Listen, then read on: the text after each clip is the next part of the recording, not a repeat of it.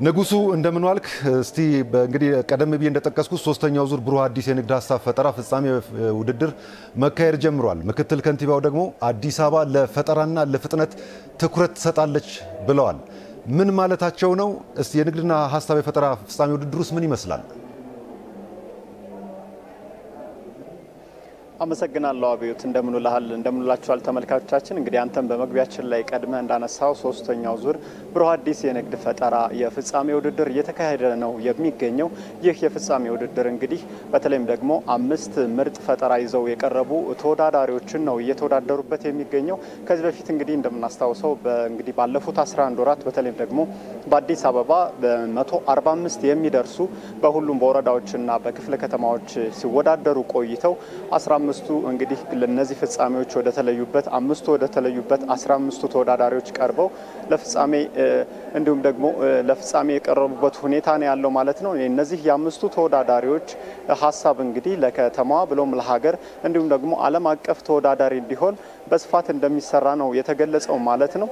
በዚህም እንግዲህ የውድድር ስነ ስርዓቱን ያስጀመሩት የአዲስ አበባ ከተማ ምክትል ከንቲባና የንግድ ቢሮ ኃላፊው አቶ ጃንጥራር አባይ እንደገለጹት ማለት ነው። በተለይም ደግሞ አዲስ አበባ ለፈጠራ ስራና እንዲሁም ደግሞ ለኢንዱስትሪውን ለማበረታታት በፍጥነት ለሚሰሩ ስራዎች ቅድሚያ በመስጠት በቴክኖሎጂ የታገዙ ስራዎችን እንዲሰራ ሰፊ ስራዎች እየተሰሩ ስለመሆናቸው አንስተዋል ማለት ነው።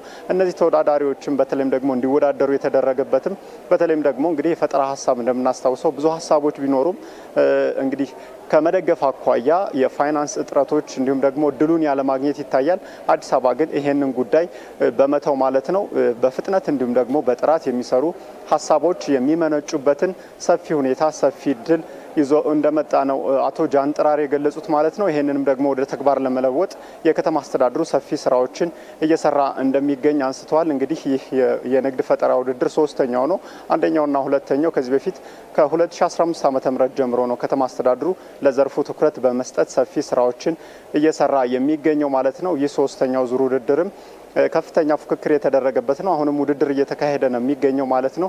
እነዚህ ከዚህ ደግሞ የሚያልፉ ተወዳዳሪዎች በፌዴራል ደረጃ ለሚዘጋጀው ውድድር የሚሳተፉ ነው የሚሆነው ማለት ነው። በምክትል ከንቲባ ማዕረግ የአዲስ አበባ ከተማ አስተዳደር ስራና ክህሎት ቢሮ ኃላፊ አቶ ጥራቱ በየነ በበኩላቸው በመድረኩ ባደረጉት ንግግር በተለይም ደግሞ እንደ ከተማ አስተዳደር ባለፉት 11 ወራት ከ300 ሺህ በላይ ለሚሆኑ የስራ ፈላጊዎች የስራ እድል በመፍጠር ማለት ነው ሀሳብ ያላቸውን በሀሳብ እንዲሁም ደግሞ ገንዘብ የሚያስፈልጋቸውን ድጋፍ በማድረግ ከፋይናንስ ተቋማት ጋር በማገናኘት የስራ እድል ተጠቃሚ እንዲሆኑ የማድረጉ እንዲሁም ደግሞ ቦታ የሚያስፈልጋቸውንም ቦታ በመስጠት በተለያዩ ዘርፎች በግብርናው በኢንዱስትሪውም እንዲሁም ደግሞ በሌሎች በሚያስፈልጉ ዘርፎችም ሰፊ ስራዎች ስለመሰራታቸው ነው ያነሱት ማለት ነው።